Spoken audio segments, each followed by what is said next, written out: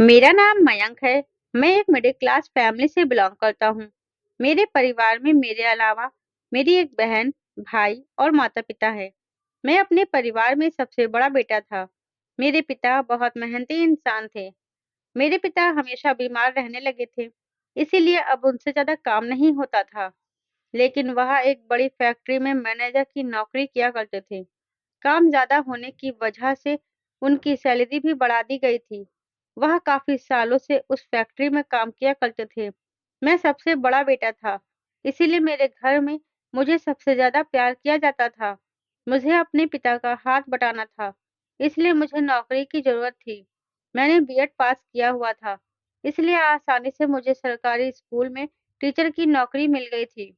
मैं यह नौकरी करना तो नहीं चाहता था, लेकिन आखिर में कब तक अपने पिता की कमाई से अपना खर्च पूरा करता। अब मैं जवान हो गया था, इसलिए मुझे नौकरी की तलाश थी। मुझे सरकारी स्कूल में नौकरी मिल गई थी। वहाँ पर मेरी सैलरी भी बहुत अच्छी थी। पिताजी का काम भी अच्छा चल रहा था।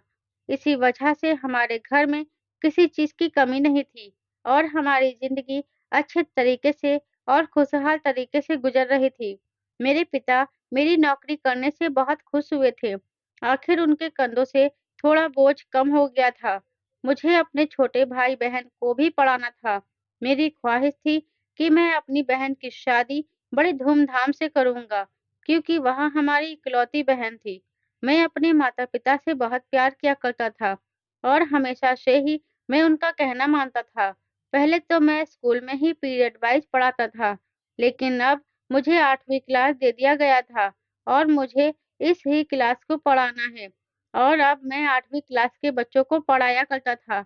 स्कूल में न्यू एडमिशन हो रहे थे। बच्चों के लिए नया-नया क्लास था और न्यू एडमिशन बच्चों के लिए हर चीज़ नई थी। मुझे स्कूल में नौकरी करते हुए 1 साल हो गया था। मुझे 8वीं क्लास की ज़िम्मेदारी दी गई थी। 8वीं क्लास में टोटल 30 बच्चे पढ़ा करते थे। हमारे स्कूल में लड़के-लड़कियाँ दोनों ही पढ़ा करते थे। हमारा स्कूल इंटर तक था। मैं बच्चों को बहुत ही प्यार से पढ़ाया करता था। कभी भी मैंने बच्चों पर गुस्सा नहीं किया था। मैं हमेशा बच्चों को समझाकर पढ़ाया करता था। इसलिए बच्चे मुझे अपना फेवरेट टीचर समझने लगे थे। एक दिन मैं अपने क्लास के बच्चों की कॉपियाँ चेक कर रहा था, तो मेरे पास एक लड़की आई। उसकी उम्र 13 साल थी और वह 8वीं क्लास की स्टूडेंट थी। वह मेरे पास आकर खड़ी हो गई और कहने लगी, "सर, मेरी शादी आपसे होगी।" मैं बड़ी ही ध्यान से सामने रखी कॉपियाँ चेक कर रहा था और कॉपियाँ चेक करने में ज़्यादा ही बिज़ी था। इसलिए अचानक उसकी बात सुनकर मैं चौंक गया था। मैंने उसकी तरफ देखा, क्या? मुझे लगा शायद मुझे सुनने में कुछ गलती हुई है। तभी मैंने उससे दोबारा पूछा, तो वह कहने लगी, सर, मेरी शादी आपसे ही होगी और आप ही मेरे दूल्हा बनोगे। उसने एक बार फिर से कहा, तो मैं कुछ देर तक उसे देखता रह गया, जो बहुत रौबदार अंदाज में अपनी बात कह रही थी, जैसे उसकी बात सच हो जाएगी। और हैरत तो मुझे उसके इस मजबूत अंदाज पर थी, जो बहुत ही सच्चाई के साथ यह बात कह रही थी। मैंने उससे कहा, तुम यह सब क्या कह रही हो? उसका नाम माला था और वह बहुत मासूम शक्ल की लड़की थी। उसने मुझे दोबारा कहा, "सर, आपकी शादी मुझसे होगी। मैं आपकी दुल्हन बनूँगी और आप मेरा दूल्हा बनोगे।" वह एक बार फिर से बोली, तो मैं खिलखिलाकर हँस पड़ा। मैंने उसकी बात को मज़ाक समझकर इग्नोर कर दिया और मैंने उसे डाँटा भी नहीं था, बल्कि उसकी बात को इग्नोर करके वापस उसे उसकी जगह पर भेज दिया था और फिर उसके बाद मैं अपने काम में बिज़ी हो गया था। वह बच्ची थी, यह समझकर मैंने उसे इग्नोर कर दिया था। उसके बाद जब भी मैं उसे देखता था, तो मेरे दिमाग में उसकी कही हुई बात ही घूमने लगती थी, लेकिन मैं बस मुस्कुराकर ही रह जाता था। वह बच्ची थी, काफ़ी इंटेलिजेंट और बहुत खूबसूरत थी और क्लास में सबसे इंटेलिजेंट लड़की थी। यही वजह थी जो वह बाकी टीचर की तरह मेरी नज़र में भी थी।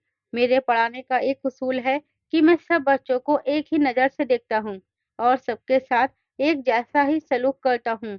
किसी भी बच्चे को उसकी इंटेलिजेंट के बिना पर दूसरे बच्चों से कंपेयर नहीं करता, क्योंकि मैं खुद भी ऐसे टाइम से गुजर चुका हूँ और मैं जानता हूँ कि जब टीचर फेवरेटिज्म करते हैं तो बहुत बुरा लगता है। तभी मैं हमेशा इस चीज़ पर ध्यान देने की कोशिश नहीं करता था मैंने उस बच्ची की बात को इग्नोर कर दिया था कि वह बच्ची थी, कि उसकी ऐसी किसी भी बात को सीरियस लेने की कोई ज़रूरत नहीं थी। लेकिन उसकी बचकानी बात को मैंने एन्जॉय ज़रूर किया था। छुट्टी के टाइम पर मैं स्कूल से निकल आया, ताकि मैं जल्दी घर पहुँचकर आराम कर सकूँ। कुछ देर के बाद मैं घर पहुँच गया था, फ्रेश होकर खाना खाया और फिर आराम करने के लिए लेट गया था। अभी इतनी ही देर में मैंने अपनी आँखें बंद कर ली थी कि अचानक मेरे कमरे का दरवाज़ा खुला और कोई मेरे कमरे के अंदर आया। दरवाज़ा खुलने की आवाज़ पर मैंने अपनी आँखें खोलकर देखा तो आने वाला इंसान कोई और नहीं बल्कि मेरी माँ थी।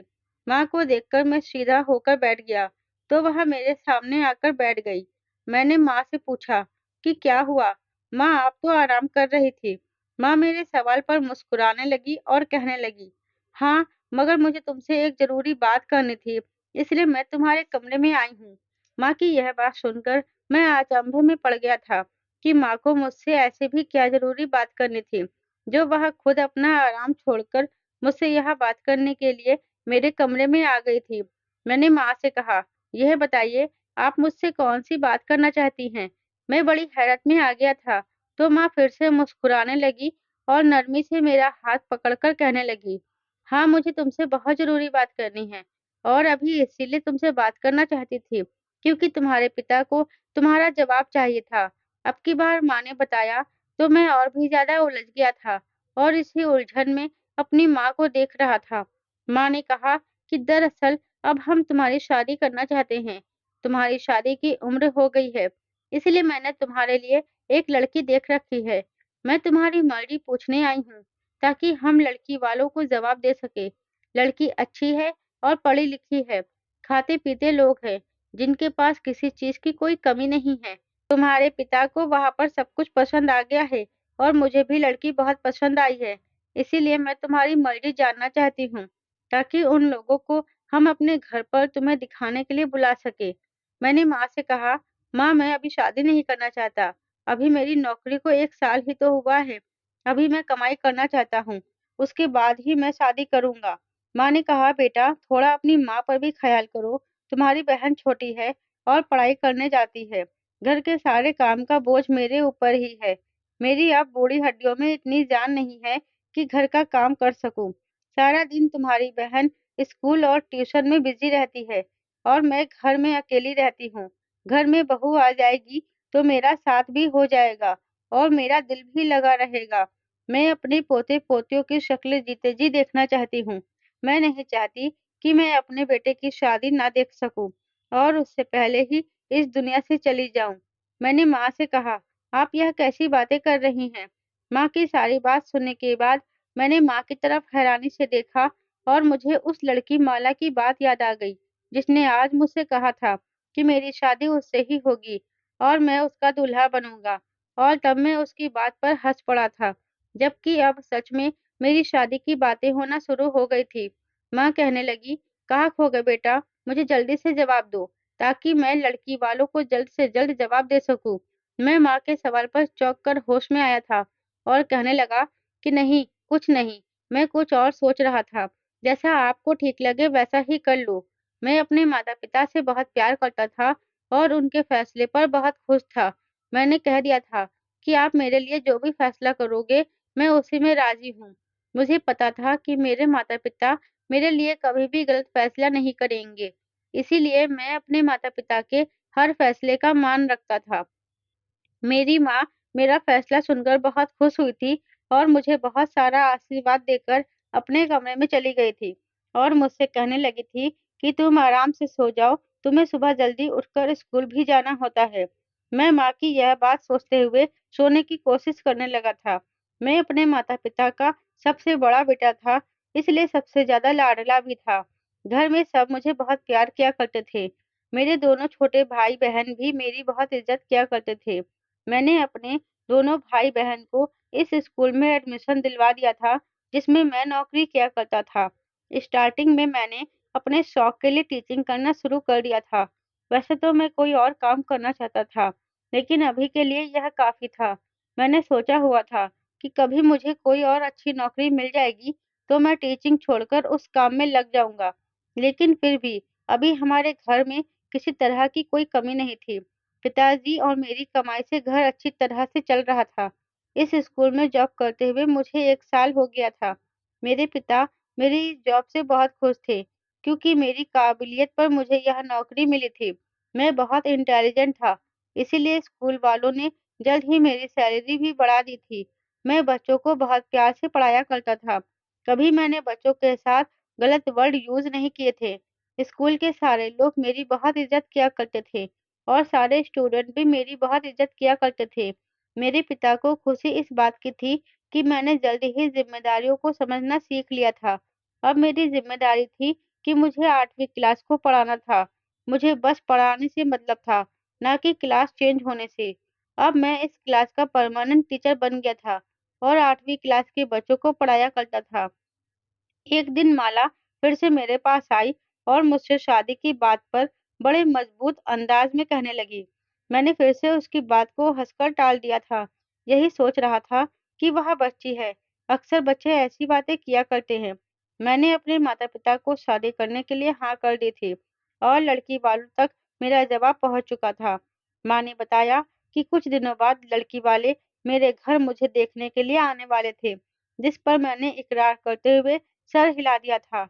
आज फिर मैं स्कूल में क्लास के बच्चों को पढ़ा रहा था, जब अचानक वह लड़की मेरे पास आई और कहने लगी, सर मेरी शादी आपसे ही होगी और आप ही मेरा दूल्हा बनोगे। मैं उसकी फिर से वही बात सुनकर कुछ हैरान हो गया था, मगर मैंने फिर से हंसकर उसकी बात को टालकर खत्म कर दिया था कि वह बच्ची है और उसकी बेमतलब की बात पर उस बच्ची का मैं क्या करता, सिवाय उसकी बात पर हंस के। मैंने आज फिर उसकी बात टाल दी थी और मुझसे यह बात कहने के बाद वह फिर से जाकर अपनी जगह पर बैठ गई थी। मेरे दिमाग से भी यह बात बाकी बच्चों में बिजी होकर खत्म हो गई थी।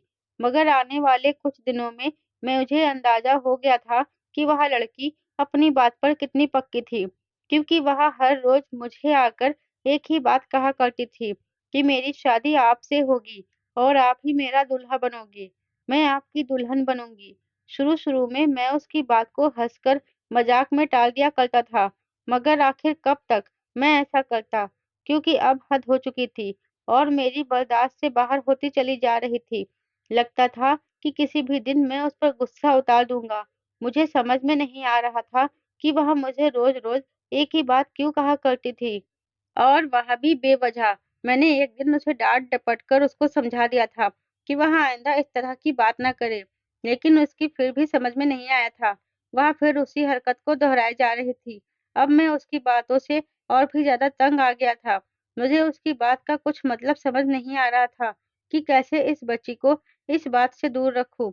मैं अपने स्कूल में किसी और टीचर को भी यह बात नहीं बता सकता था, क्योंकि मैं जानता था मेरी बात सुनकर वह लोग यही कहेंगे कि वह बच्ची है, नादान है, तो उसकी बातों को इग्नोर कर दो, एक बच्ची समझकर। मगर मैं उसको बच्चा समझकर उसकी बातों को नज़रअंदाज नहीं कर पा रहा था और उसकी रोज़-रोज़ एक ही बात से मैं बेहद तंग आ चुका था।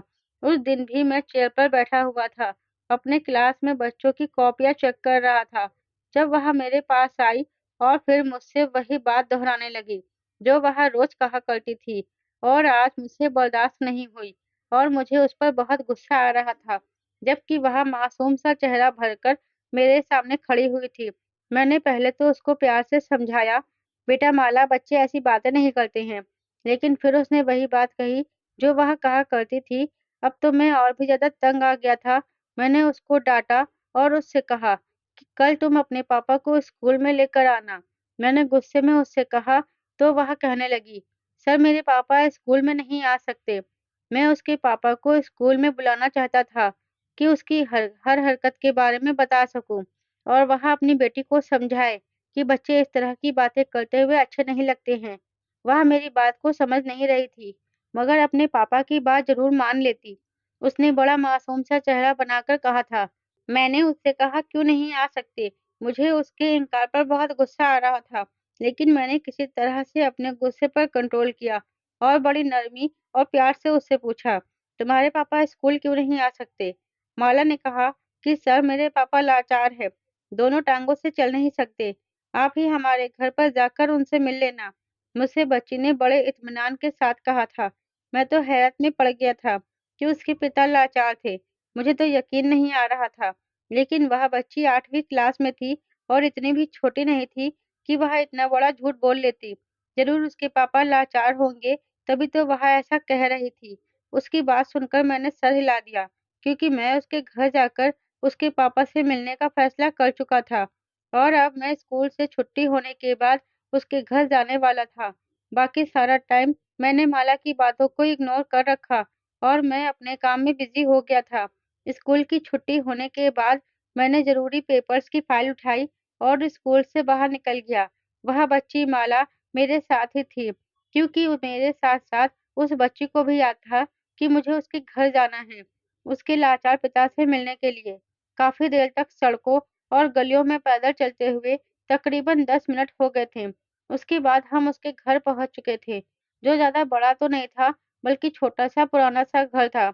मैं उस बच्ची के साथ घर के अंदर दाखिल हो गया था। घर की दीवारें तो बड़ी अजीब-सी और पुराने टाइप की नज़र आ रही थी।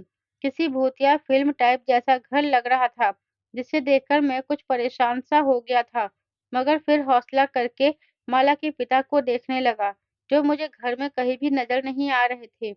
एक कमरे से होते हुए दूसरे कमरे और फिर आँगन, फिर किचन। अब पूरे घर में झाँकने के बाद भी मुझे ना तो घर में माला की माँ नज़र आई थी और ना ही उसके पिता नज़र आए थे। माला ने बताया था कि उसके पिता लाचार हैं।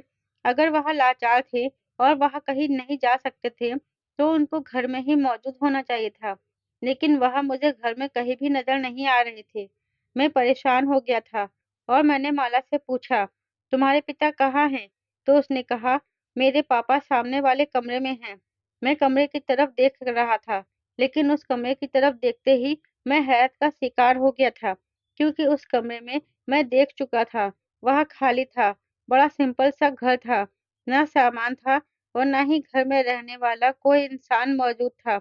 ना जाने माला मुझे किसके घर पर लेकर आ गई थी। माला के कहने पर मैं उस कमरे के अंदर चला गया था। मैंने सोचा कि एक बार और देखने में क्या हर्ज है। जैसे ही मैंने कमरे के अंदर कदम रखा, मेरे पैरों तले से ज़मीन निकल गई, क्योंकि मेरे पीछे एक औरत के बोलने की आवाज़ आई थी। मैंने जैसे ही पलट कर देखा, तो मैं अचानक से डर गया और मेरी चीख निकल गई, क्योंकि सामने एक मोटी-सी औरत खड़ी हुई थी, जो बड़ी घूर-घूर कर मुझे देख रही थी। मैंने उनसे कहा, "कौन? कौन हो तुम?" मैंने गुस्से से पूछा। दरवाज़ा खुला हुआ था, लेकिन मुझे माला कहीं नज़र नहीं आ रही थी और दरवाजे के सामने वह औरत खड़ी हुई थी, जिसके सामने से गुज़र कर मैं बाहर नहीं निकल सकता था। वह कौन थी, मैं उसे नहीं जानता था, लेकिन मुझे उससे बहुत डर लग रहा था, क्योंकि वह औरत देखने में बहुत ज़्यादा गुस्से में लग रही थी। मुझे अब यहाँ आकर पछतावा हो रहा था। मैंने क्यों माला की बात मान ली थी? कहीं मैं यहाँ आकर किसी बड़ी मुश्किल में तो नहीं फँस जाऊँगा? मुझे बस इसी बात की फ़िक्र थी। उस औरत ने कहा कि मैं माला की माँ हूँ और अब तुम्हारी माला से शादी होने वाली है। माला की माँ ने कहा तो मेरी आँखें फटी की फटी रह गई थी। मैंने खूब चिल्लाते हुए कहा, "ये क्या बकवास कर रही हो आप?" फिर इस औरत ने बड़ी गुस्से भरी नज़रों से बोलते हुए मुझसे कहा, "नीची आवाज़ रखकर बात करो और चलो अभी तुम्हारी शादी का इंतज़ाम किया जाएगा।" मैंने कहा, "आप औरत हो और मैं आपकी इज़्ज़त कर रहा हूँ। ऐसे कैसे ज़बरदस्ती आप अपनी 13 साल की बेटी की शादी मेरे साथ कर सकती हैं?" कहा वह 13 साल की और कहा मैं 25 साल का लड़का। वैसे भी मेरी शादी होने वाली है। अपनी बेटी की शादी का इतना ही शौक है, तो उसके लिए उसी की उम्र का कोई लड़का तलाश कर लो। मैं गुस्से भरे अंदाज में कहकर तेजी से बाहर की तरफ जाने लगा था, मगर अभी मैं दरवाजे से बाहर भी नहीं निकला था कि अचानक किसी ने पीछे से कोई ज़ोरदार चीज़ मेरे सर पर दे मारी। मुझे कुछ समझ नहीं आ रहा था। मेरे सर में इतनी ज़ोर से वह सख्त चीज़ मारी गई थी कि मेरा सर दर्द की वजह से फटा जा रहा था। मैंने पीछे पलटकर देखा तो माला की माँ के हाथ में एक डंडा था, जो उन्होंने मेरे सर पर मारा था। मुझसे दर्द बर्दाश्त नहीं हुआ और अगले ही पल में बेहोश हो गया था और ज़मीन पर गिर पड़ा था। यह सब इतनी अचानक हुआ कि मुझे कुछ सोचने-समझने का भी मौका नहीं मिला था। मैं ना जाने कब तक बेहोश रहा था, मैं नहीं जानता था। मगर जब मुझे होश आया, तो मेरा सर इतना दुख रहा था कि मुझे बहुत चक्कर आ रहे थे और सर में जो चीज़ मारी गई थी, उसका असर अभी तक मेरे सर पर मौजूद था। मेरी आँखें भी भारी-भारी हो रही थी। मैं अपने सर को दबाते हुए तकलीफ कम करने की कोशिश कर रहा था। मुझे थोड़ा सुकून हुआ तो मेरी आंखों के सामने अपने बेहोश होने से पहले का नज़ारा घूमने लगा। मैं याद करने की कोशिश कर रहा था। जहाँ पर मैं था, उस कमरे में बहुत अंधेरा था। मेरी कमर में भी बुरी तरह से दर्द शुरू हो गया था। मैंने चारों तरफ देखा तो ऐसा लग रहा था जैसे यह कोई वीरान सा कमरा है, जहाँ कबाड़ा भरा हुआ था और वहां से बुरी तरह से बदबू आ रही थी। यह वह घर नहीं था जहाँ पर मुझे माला लेकर आई थी, बल्कि यह कोई और ही जगह थी। मुझे अब पछतावा हो रहा था कि मैंने माला की बात मान ली थी। मेरे घर पर मेरी माँ मेरा इंतजार कर रही होगी और परेशान होगी। न जाने मैं कब से इस कमरे में बंद था। मुझे अपनी फैमिली की याद आ रही थी और उनकी टेंशन हो रही थी। मैं बस यही सोच-सोच कर परेशान हुआ जा रहा था कि मैं यहाँ पर क्यों आया था। यहाँ से निकलने का मुझे कोई रास्ता भी नज़र नहीं आ रहा था। अगर मुझे पता होता कि इस घर में आने के बाद मेरे साथ कुछ ऐसा हो सकता है, तो मैं कभी भी यहाँ पर नहीं आता। मैंने अपना फ़ोन देखना चाहा, तो मेरा मोबाइल भी मेरे पास नहीं था। मतलब वह औरत मेरा मोबाइल लेकर जा चुकी थी। न जाने वह औरत कौन थी और मेरे साथ ऐसा क्यों कर रही थी। मेरी कुछ समझ में नहीं आ रहा था। मैं तेज़ी से दरवाजे की तरफ बढ़ा और ज़ोर-ज़ोर से दरवाज़ा बजाकर उसे खोलने के लिए कहने लगा, लेकिन कोई जवाब नहीं आ रहा था। हार मानकर मैं खुद बैठ गया था और फिर किसी के आने का इंतज़ार करने लगा। ना जाने मेरे घर वाले कितने परेशान होंगे। वहाँ मुझे गायब पाकर मुझे ढूँढने की कोशिश ज़रूर कर रहे होंगे। यह औरत कौन थी और यह मेरे साथ क्या करना चाहती थी? कहीं ये औरत मुझे मारना तो नहीं चाहती थी? मगर वह तो मुझसे अपनी बेटी की शादी करने के लिए कह रही थी। मैं इस बात के लिए कभी भी राज़ी नहीं होता, क्योंकि मैं ऐसा-वैसा इंसान नहीं था। मेरे स्कूल में भी काफ़ी सारी लड़कियाँ पढ़ती थी। हमारा स्कूल इंटर तक था और जवान लड़कियाँ भी मेरे स्कूल में पढ़ा करती थी। कभी मैंने नज़र उठाकर भी अपने स्कूल के स्टूडेंट को नहीं देखा था। मैं सिर्फ़ उनको पढ़ाता था। मेरा मतलब उनसे सिर्फ़ पढ़ाई तक ही था और मैं अपने स्कूल के स्टूडेंट की बहुत इज़्ज़त किया करता था। हमेशा उनसे तमीज़ से बात किया करता था। तो मैं कैसे माला से शादी कर सकता था? और वह 13 साल की थी। बाहर दिन था या रात, मुझे किसी बात की कोई खबर नहीं मिल रही थी। ना जाने कितना टाइम मुझे उस कमरे में गुज़र गया था। मैं कभी सोता था और कभी उठकर बैठ जाता था, क्योंकि मुझे बहुत ज़्यादा भूख लग रही थी। लेकिन वह औरत जिसे माला अपनी माँ बता रही थी, उसने मुझे यहाँ लाकर और कैद करके छोड़कर जा चुकी थी और पलटकर मेरी खबर तक लेने की कोशिश नहीं कर रही थी। यही सब सोच-सोच कर तो मैं और भी ज़्यादा परेशान हो गया था और सो गया था और जब दोबारा मेरी आँख खुली तो दरवाज़ा खुलने की आवाज़ से खुली। मैंने आँखें खोलकर देखा तो सामने वही औरत कमरे के अंदर आई थी। उसके हाथ में बैग था, जो उसने मुझे थमाकर कहा कि ये लो खाना खा लो। मुझे भूख तो बहुत लगी हुई थी, तभी खामोशी से मैंने उस बैग को पकड़ लिया। मैंने उस औरत से पूछा, तुम यहाँ सब कुछ क्यों कर रही हो? तो कहने लगी, अब बहस करने की मुझ में हिम्मत नहीं है, क्योंकि तुम्हारी माँ ने मुझसे वादा किया था कि वह तुम्हारी शादी मेरी बेटी से करवाएगी, लेकिन वह अपने वादे को भूल गई है और जब मैंने तुम्हारी माँ को याद दिलाया, तो वह मुकर गई थी और उसे इतनी आसानी से तो नहीं जाने दूँगी। मैंने तभी तुम्हें धोखे से घर में बुलाया था कि तुम्हारी और अपनी बेटी की शादी करवा सकूँ। अब यहाँ पेपर पकड़ो और इन पर साइन कर दो। और वह औरत बड़े गुस्से से बात कर रही थी। उसने पेपर मेरी तरफ बढ़ाया, वह मेरी कोर्ट मैरिज कराना चाहती थी। मैंने उसके कहने पर वह पेपर अपने हाथ में ले लिया और जब पढ़कर देखा तो मैं भड़क उठा था। मैं समझ गया था कि वह शादी के पेपर थे, जिस पर एक तरफ किसी लड़की के साइन हो गए थे, जो शायद माला के थे। मैंने उससे कहा कि तुम कैसी माँ हो, जो अपनी छोटी-सी मासूम बेटी को इतने बड़े लड़के के हवाले कर रही हो। तुम अपनी बेटी के साथ इतना बड़ा पाप नहीं कर सकती। अभी वह जवान नहीं है, वह बच्ची है। तुम नाबालिग लड़की की शादी नहीं कर सकती। तुम जानती हो कि इस वजह से तुम अरेस्ट भी हो सकती हो, क्योंकि तुम्हारी बेटी की उम्र अभी बहुत कम है। जब तक तुम्हारी बेटी बालिग नहीं हो जाती, तब तक तुम उसकी शादी नहीं कर सकती। उस औरत ने कहा कि वह मेरी बेटी है, मैं जैसा चाहूँ उसके साथ कर सकती हूँ। वह बालिग नहीं है, लेकिन तुम तो बालिग हो। चुपचाप इस पर साइन कर दो। उसने मुझसे कहा, तुम्हारी माँ नहीं तो तुम्हें तो अपनी माँ का किया हुआ वादा पूरा करना ही होगा। मैंने कहा कि कभी भी मेरी माँ एक 13 साल की लड़की से शादी करने के लिए वादा कर ही नहीं सकती। मुझे अपनी माँ पर पूरा भरोसा था।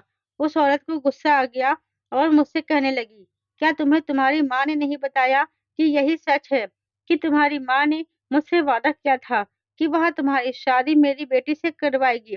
और अभी वह बोल ही रही थी कि कितनी देर में उसका मोबाइल बजने लगा और फिर वह फोन उठाकर बात करती हुई मेरी तरफ देखने लगी। उसने मुझसे कहा कि मैं कल फिर आऊंगी और मुझे हर हाल पर इन पेपर्स पर तुम्हारे साइन चाहिए, वरना अच्छा नहीं होगा। वहां मुझे धमकाकर बाहर निकल गई थी। मैं परेशान हो गया था। आखिर यह औरत कैसी बातें कर रही थी। अब तो मैं भी सारी सच्चाई जानना चाहता था, इसलिए मैंने वहां से भागने की कोशिश नहीं की। मैं जानना चाहता था कि आखिर माला की माँ उसकी शादी क्यों करना चाहती है। मैंने खाना खाया। वह रात भी मेरी बड़ी बेसुकूनी से गुजर गई थी। वह मुझे सिर्फ एक टाइम का खाना देकर ही चली गई थी, शायद इसलिए कि मैं उसकी बात मानकर उसकी बेटी से शादी कर लूं और इन पेपर्स पर साइन कर दूं। मुझे अपनी माँ पर पूरा यकीन था कि वह ऐसा कभी कर ही नहीं सकती थी। अगले दिन फिर मेरे कमरे का दरवाजा खुला और कमरे में औरत नहीं, कोई आदमी आया था। मगर मैं ये देखकर हैरान रह गया था कि वह आदमी व्हील चेयर पर बैठा हुआ था, मतलब कि वह कोई लाचार आदमी था। मुझे पहले ख्याल आया कि कहीं वह माला का पिता ना हो। उसने मुझे अपने बारे में बिना पूछे ही बता दिया कि मैं माला का पिता हूँ और वह इंसान जिसने मुझे यहाँ पर रखा हुआ था, वह माला की माँ है। वह आदमी लगभग 55 साल का था, जबकि उसकी पत्नी की उम्र लगभग 45 साल की होगी। मैंने उस आदमी से कुछ पूछने की कोशिश की, मगर उसने मुझे चुप रहने को कहा और फिर मेरे किसी भी सवाल का जवाब दिए बिना ही मुझे अपने पीछे आने का इशारा किया। मैं तेजी से उसके पीछे चल पड़ा। वह खुद ही व्हीलचेयर पर चल रहा था और मैं पैदल उसके साथ-साथ चल रहा था। उस घर से बाहर निकलकर वह कई गलियों से होता हुआ मुझे एक और घर भी लेकर चला गया था। यह घर बेहद साफ-सुथरा और 2 मंजिल का मकान था। घर कितना खूबसूरत बाहर से था, उससे कई गुना ज़्यादा अंदर से खूबसूरत है। वह मुझे एक कमरे में लेकर आ गया और उसने कमरे के दरवाजे को अंदर से बंद कर दिया। उस आदमी ने मुझे फ्रेश होने के लिए कहा। उसके कहने पर मैंने अपना हाथ-मुँह धो लिया था और उसके सामने बैठ गया। उसने बाहर आवाज़ लगाई, "आंचल बेटा खाना लेकर आ जाओ।" बाहर से हाथ में खाने की ट्रे लेकर एक खूबसूरत सी जवान लड़की कमरे के अंदर आई थी। उस आदमी ने मुझसे कहा कि ये है मेरी बेटी आंचल, तुम खाना खाओ, तुम्हें इसके हाथ का खाना बहुत पसंद आएगा। मैंने खाना खाने से इनकार कर दिया और उनसे इस घर में लाने की वजह पूछी, तो उस आदमी ने कहा कि मैं तुम्हें तुम्हारे सारे सवालों का जवाब दे दूंगा। तुम डरो नहीं और बेफिक्री से मेरे घर का खाना खा सकते हो। मैंने पहले पेट भर कर खाना खाया क्योंकि मैं काफ़ी टाइम से भूखा था। खाना तो बहुत ही टेस्टी बना हुआ था। वह लड़की खाना खाने के बाद मेरे आगे से खाने की ट्रे उठाकर बाहर चली गई। उस आदमी ने बोलना शुरू किया। उसने कहा कि मेरी बेटी और मेरी पत्नी की वजह से तुम्हें बहुत परेशानी का सामना करना पड़ा है। उसके लिए मैं तुमसे माफ़ी चाहता हूँ। हो सके तो मेरी पत्नी और मेरी बेटी को माफ़ कर देना। उस आदमी ने मेरे सामने हाथ जोड़ लिए थे। मैंने उनके हाथ पकड़कर इनकार करते हुए सर हिलाया। मैंने उनके हाथ खोल दिया और पूछा कि क्या आपकी पत्नी जो कुछ मेरे और माला की शादी के बारे में कह रही है, क्या वह सच है? मेरे सवाल पर उन्होंने हाँ में सर हिला दिया, जिस पर मेरा रंग उड़ गया था। लेकिन यह पूरा सच नहीं था। उस आदमी ने कहा, तो मैं उलझ कर रह गया था उसे देखकर। अगर यह पूरा सच नहीं था तो पूरा सच था क्या? यह सवाल शायद मेरी आँखों में भी उतर आया था। उस आदमी ने कहा कि पूरा सच मैं तुम्हें बताता हूँ। उसकी बात सुनकर मैंने उसकी तरफ देखा, जिस सच की वजह से मैं पिछले कई घंटों से इतनी परेशानी में था, इस बारे में जानना मेरा हक था। तभी वह बोलने लगे कि मेरी शादी मेरी पत्नी कविता के साथ हुई थी। तुम्हारी माँ और मेरी पत्नी की आपस में काफ़ी गहरी दोस्ती थी। यह दोनों बचपन की सहेलियाँ थीं। ये दोनों एक ही उम्र की थीं। सिर्फ इन दोनों में 1 साल का फ़र्क था। तुम्हारी माँ की शादी के बाद सबसे पहले तुम पैदा हुए थे। तुम्हारी पैदाइश पर तुम्हारी माँ बहुत ज़्यादा खुश थी क्योंकि तुम लड़के थे और इस बात पर तुम्हारी माँ की खुशी के ठिकाने नहीं थे। उसके 6 महीने बाद ही मेरी बेटी का जन्म हुआ, जो अभी खाना लेकर आई थी। आंचल, जब तुम 6 महीने के थे, मेरी पत्नी की बेटी पैदा हुई, तो वह निराश हो रही थी, क्योंकि उसे भी लड़का ही चाहिए था। लेकिन तुम्हारी माँ ने वादा किया कि वह आंचल को अपने बेटे मयंक के लिए माँग रही है। इसी तरह से मेरी पत्नी इस बात से बहुत खुश हो गई थी, क्योंकि उन दोनों की दोस्ती रिश्तेदारी में बदलने वाली थी। इसी तरह से तुम्हारी माँ ने जो वादा किया कि वह तुम्हारी शादी मेरी बेटी से करेगी, तुम्हारी माँ शायद यह वादा करके भूल गई, लेकिन मेरी पत्नी को यह बात अभी तक याद है। वह अभी तक उस वादे को नहीं भूली है और तुम्हारे बारे में आंचल भी अच्छी तरह से जानती है, क्योंकि जैसे-जैसे आंचल बड़ी होती चली गई थी, उसकी माँ उसको यह बातें बताती रहती थी कि मैंने तेरा रिश्ता पक्का कर लिया है और तेरे होने वाले पति का नाम मयंक है। इसीलिए कभी भी किसी और लड़की के बारे में मत सोचना। मैं तेरी शादी अपनी सहेली के बेटे से करना चाहती हूँ। मैं चाहती हूँ कि हम दोनों की दोस्ती रिश्तेदारी में बदल जाए। मेरी बेटी ने तो कभी किसी और लड़के का ख्याल भी दिल में नहीं लाया था, क्योंकि उसको बचपन से ही यह बात बताई गई थी कि उसका रिश्ता बचपन में ही मयंक से तय हो चुका है। इसलिए उसने हमेशा अपने दिल में मयंक नाम के लड़के को बसाया हुआ था। मैं एक बैंक में नौकरी करता था। मैंने अपनी बेटी को पढ़ाया-लिखाया और उसके 4 साल बाद मेरी छोटी बेटी पैदा हुई, जो कि माला थी। वक़्त गुज़र रहा था, लेकिन तुम्हारी माँ ने हमसे बात करने की कोशिश नहीं की कि तुम्हारी फैमिली से हमारी फैमिली का मिलना-जुलना भी कम हो गया था। आँचल को तुम्हारे बारे में पता था कि हमने उसका रिश्ता तुमसे लगाया हुआ है। हमारी बेटी इस रिश्ते पर बहुत खुश थी, मगर जब वह 20 साल की हुई, तो मेरा एक्सीडेंट हो गया था और इस एक्सीडेंट में मेरी टाँगें चली गई थी। मेरा एक्सीडेंट तुम्हारे पिता की गाड़ी से हुआ था। वह चाहता तो मुझे हॉस्पिटल भी लेकर जा सकता था और मेरी मदद कर सकता था। शायद आज मैं इस तरह से लाचार नहीं होता, लेकिन तुम्हारा पिता मौके पर ही मुझे छोड़कर चला गया था। इस बात का पता जब मेरी पत्नी को चल गया, तो उसने इस हालत का ज़िम्मेदार अपनी सहेली के पति को समझा। तब उसके दिल में बदले की आग जल उठी थी। पति की मोहब्बत और दोस्त की मोहब्बत पर अब दाग लग चुका था। मेरी पत्नी ने कहा कि अब वह तुम्हारी शादी आंचल से ही कराकर रहेगी, ताकि शादी हो जाने के बाद वह आंचल को तुम्हारे घर की बहू बनने के बाद उसे तुम्हारी माँ को परेशान करने के लिए कहे और जैसे-तैसे लड़-झगड़ कर तुम्हारे पिता की सारी जायदाद आंचल के नाम करवा ले। मेरी पत्नी ने यह सब कुछ बदला लेने के लिए ही किया था। मेरी बेटी जिसकी कोई गलती नहीं थी, वह यह सब करने के लिए तैयार नहीं थी। मेरी बड़ी बेटी आंचल बहुत सीधी और समझदार है। वह अपनी माँ की तरह बिल्कुल भी चालाक नहीं है। मैं अपनी पत्नी को समझाने की बहुत कोशिश कर रहा था, लेकिन उसने मेरी एक नहीं सुनी। मेरी बेटी ने अपनी माँ से साफ कह दिया था कि वह शादी हो जाने के बाद अपने ससुराल में जाकर ऐसी कोई हरकत नहीं करेगी, जिसकी वजह से मयंक या उसके परिवार को कोई परेशानी हो, क्योंकि मेरी बेटी तुमसे बचपन से ही मोहब्बत करती है और तुमसे शादी करना चाहती है। मेरी बेटी कभी भी बदले के लिए तुम्हें शादी नहीं करेगी। बदला सिर्फ उसकी माँ लेना चाहती है, मेरी बेटी नहीं। इस बदले की आग में कोई और तो नहीं बल्कि मेरी बेटी जल रही है, क्योंकि वह तुमसे शादी करना चाहती है और तुमसे प्यार करती है। लेकिन जब इस काम के लिए आंचल ने इनकार कर दिया, तो आंचल की माँ ने माला को अपना दूसरा हथियार बना लिया। उसने सोचा कि एक बेटी नहीं तो दूसरी बेटी की शादी करके मैं इन लोगों की ज़िंदगी बर्बाद कर सकती हूँ।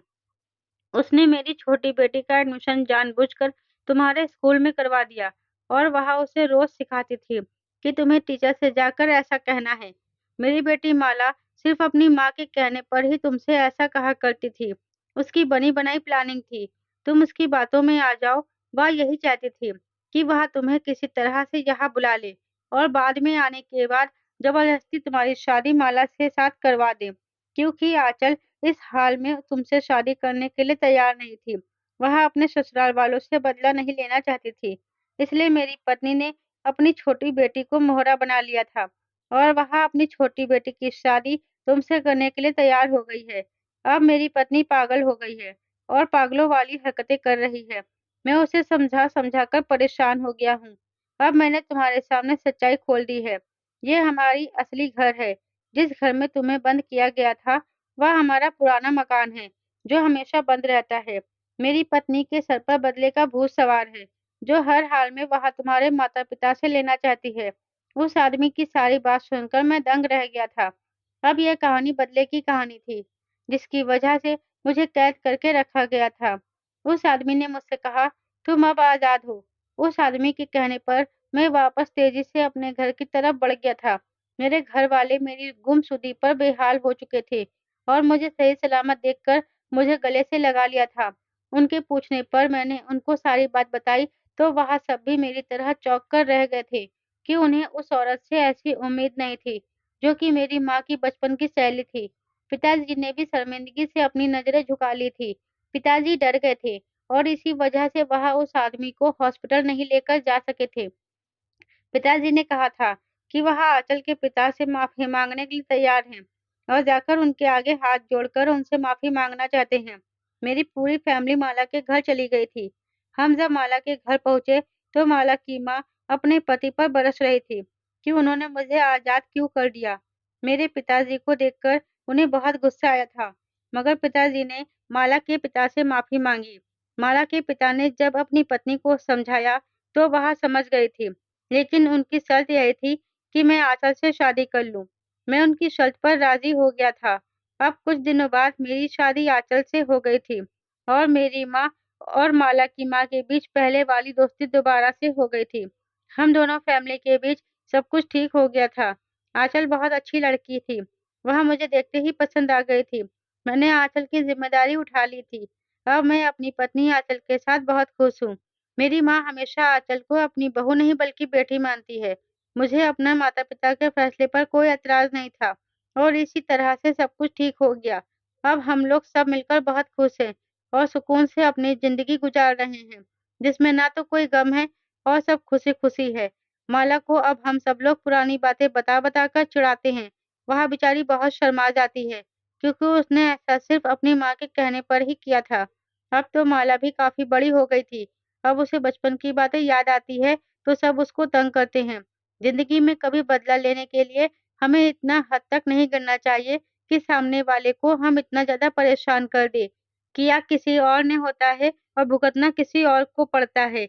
याद रखें कि कभी भी कोई ऐसा फैसला न करे जिससे आपके बच्चों की ज़िंदगी पर बुरा असर पड़े।